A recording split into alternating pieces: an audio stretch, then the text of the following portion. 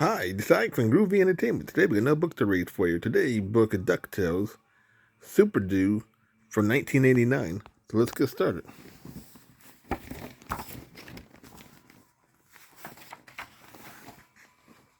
Come on, Woodchuck called Lunchpad McQuack. Let's get to the camp by dark. The junior woodchuck was on a camp out, and Lunchpad had offered to be their leader. Huey stopped to wait for Lunchpad's sidekick, Doofus, to catch up. This pack weighed a ton. Puff Doofus, he was very chubby and very clumsy, but everyone liked him.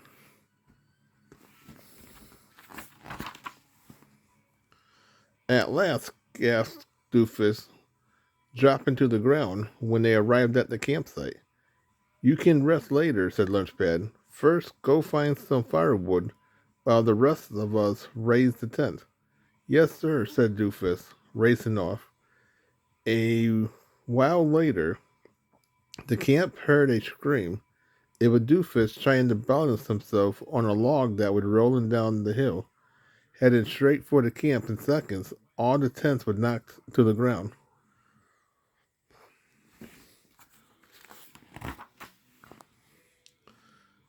You are a walking disaster, said one of the boys.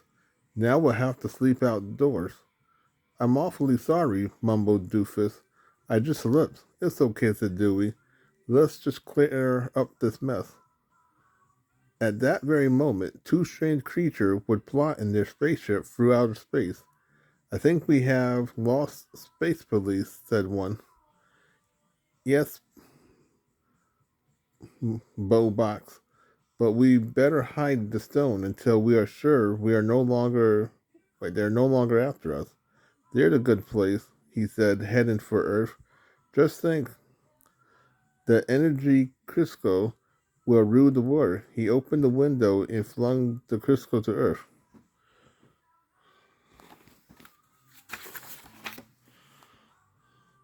The next morning, the woodchucks was up early. Today, said Lunchpad, we'll try to find a new rock for our collection. Whoever finds the oddest sample wins a medal. Geez, I like to win. So Doofus wishful. He never saw the piece of metal sticking up out of the ground until he tripped over it.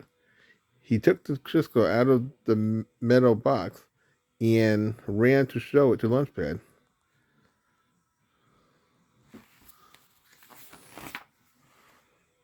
Lunchpad couldn't find the stone in his handbook, but Doofus decided to keep the stone anyway and hung it around his neck on a cord. By mid-afternoon, the woodchuck had reached the camp by the lake. They played a game for a while. They went to bed in warm wooden huts. A stream of moonlight shined on a Crisco around Doofus' neck. Suddenly, the stone flashed, and Doofus, still fast asleep, floated out the window.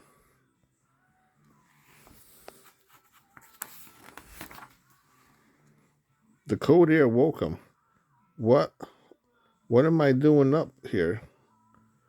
He screamed, frightened. Suddenly, he bumped into a boulder. The boulder split in half, but Doofus didn't feel a thing.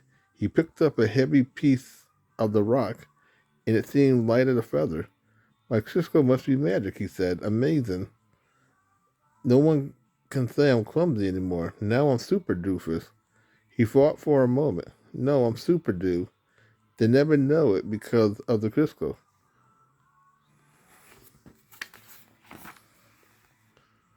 The junior woodchucks had all sorts of contests planned for that week. Doofus surprised them by winning everything. Nobody could beat him by making pancakes, canoeing, or flying, or tying knots. Lunchpad and the others were puzzled by this sudden change. Congratulations, Doofus, said Lunchpad. That's your fifth badge.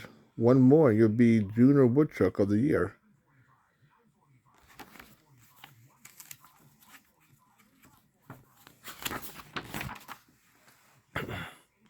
By now, the spacemen had landed on Earth and found the metal box empty. They followed Doofus' tracks to camp. glared at the wood hunts and said, "We can destroy those with one shot from our laser." Bobox carried something strange over his shoulder. He pointed it at the camp and fired. Luckily, he was holding it backwards, and the wood caught fire instead of the camp.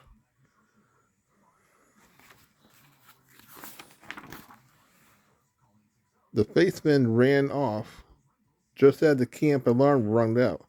"The woods are on fire!" cried Lunchpad. "I must do something," fought Doofus. "But if they find out about the Crisco, I'll never be Junior Woodchuck of the Year unless—" He ran to his hut, locked the door, then dug through his pack. A moment later, he came out in long pants, boots, and a mask and a cape. He flew off toward the fire.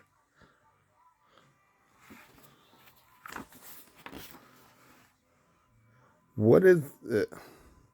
cried the woodchucks. "It's a bird." "Is it a plane?"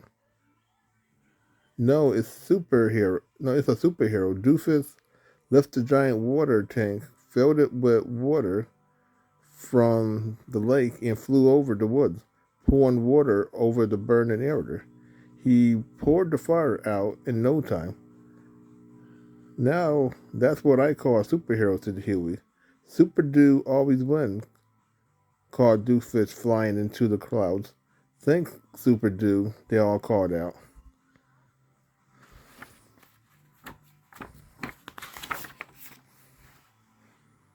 Meanwhile, the Green Monster in Bowbox was thinking of a new plan for getting the Crisco.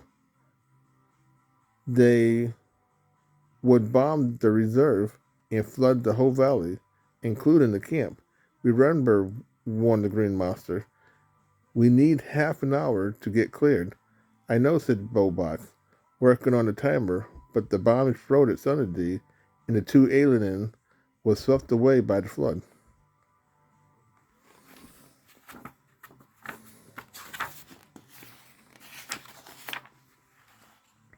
"The reserve been hit. Take cover," ordered Lunchpad.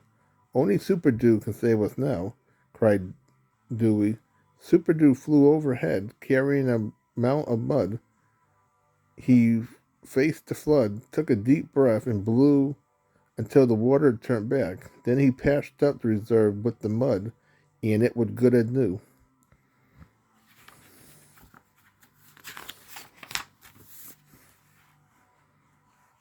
"Superdoo is great," laughed Louie. "You know," said Huey, "Doofus and Superdoo never seem to be around at the same time. Let's find out if it's just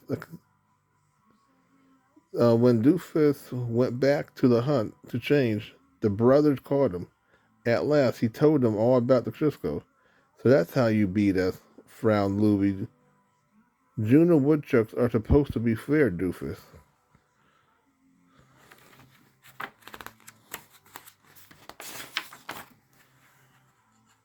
"I'm sorry," stammered Doofus. "I didn't mean to hurt anyone. Please listen." But they walked off disgusted. "I used this stone for a selfish reason, and didn't realize my friend would be hurt," Doofus said to himself sadly.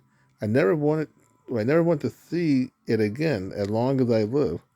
He tossed the stone away over his shoulder. It hit the green monster on the head. Bowbox picked it up. "I don't understand any of this," he said, "but let's get out of here before anything else happens."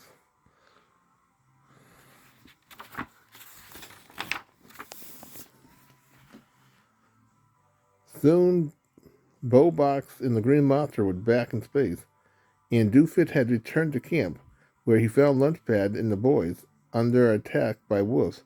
"Run!" they yelled, but Doofus used all his courage, ran up to the platform where the water tank stood, and pushed against it with all his might. The tank tipped from its perch and fell right on top of the wolves, trapping them inside. "Doofus, you are a hero," cried Dewey, "and you did it all without the Crisco."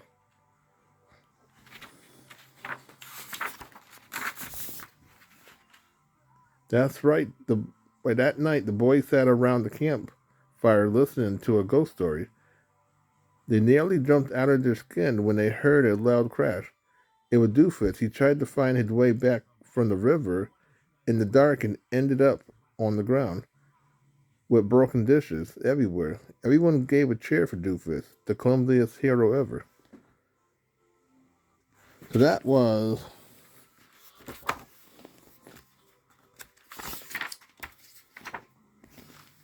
superdoo from 1989. So if you like, subscribe, share, and comment, and have a groovy day with another video coming out real soon.